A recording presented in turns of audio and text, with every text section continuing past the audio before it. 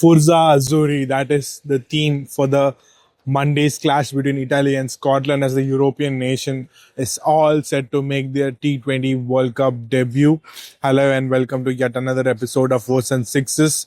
This is me, Gomesh, here in front of Eden Gardens in Kolkata. And in this episode, we are going to talk about Italy cricket. It's not often you see a major European footballing nation comes to the cricketing World Cup, and Italy here they're going to make their World Cup debut, and there is a lot to unpack on their journey to this point and what lies ahead for them. Cricket in Italy goes way back when AC Milan was started as a cricket club, but over the years, cricket was banned, and the history, as you know, during the World War, there's a lot of sports were banned in Italy, and then of course there's a lot of mass migration happened as well with families and generations of people moving to Australia, South Africa, and all over the world.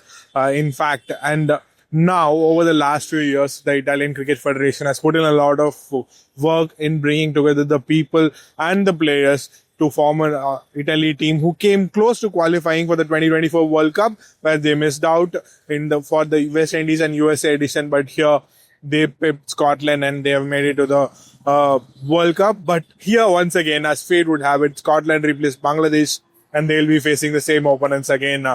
This is a team that is filled with players who have Italian origin, grandparents and parents, but they live across the world. Like there are two brothers from Australia, Justin and Anthony Mosca, and then Benjamin and Harry Manetti, and then Wayne Madsen, South African, who settled in UK. Jasprit Singh from Punjab, who moved to Italy, who drives Uber in UK. And then there is JJ Smuts, who has never been to Italy and is now going to play for Italy as well. And then there is a Sri Lankan origin player who moved as well.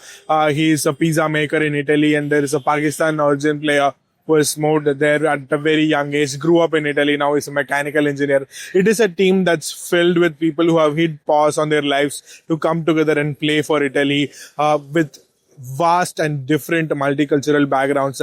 The Italy Cricket Federation's president calls it the common factor they have is the Italianness, or the Italy, the country itself, the feeling that has brought them together, the country that has accepted them where they grew up, and now they're going to represent them at a World Cup. And the fact of the matter is that they have put in a lot of effort in bringing together this team behind the scenes, where they speak in Italian in the dressing room. The head coach was just joking about how his Italian is probably the worst in the squad as well. But the coaching staff also has Peter Devento as well, and then they have Gambio, they have Kevin O'Brien. They have a lot of players and coaches who have experienced the world stage, but here they have come together with one goal to. In the words of the Italian Cricket Federation president, they have here to write a new book, a new era for Italian cricket. Their aim is to take cricket to the top three sports in the country, but that is a long way ahead. The baby steps the sport is taking is all about making a mark, winning matches, because nothing gives more popularity than winning, and the fandom that comes with it. They want to make a mark, they want to win matches, and they want to represent their family and the heritage that goes back to Italy back in the 20th century. And this is as big a stage as it can get in cricket. And they will be taking on Scotland in a day game. It's a 11 a.m. start here at Eden Gardens, and we will be back after the match to break down the match as well. But for Scotland, it's an important match. They lost to West Indies. They came close. They were in the game for the better part of the contest, but they lost.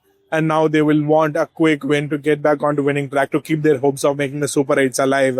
As much as Scotland will try and compete hard and make the game out of it, it will be all about Italy and the Italy nation making a debut in cricket. And it is a novelty of sorts. It is a romance of sorts in the sporting terms, because the Italian Federation knows that there is not much coverage for cricket back home, and they've brought in 3 journalists from 3 major newspapers as well to make sure that the people back home in Italy know that there is a cricket team in India who is competing at a World Cup and playing for the country and bringing the sport to the biggest stage as well.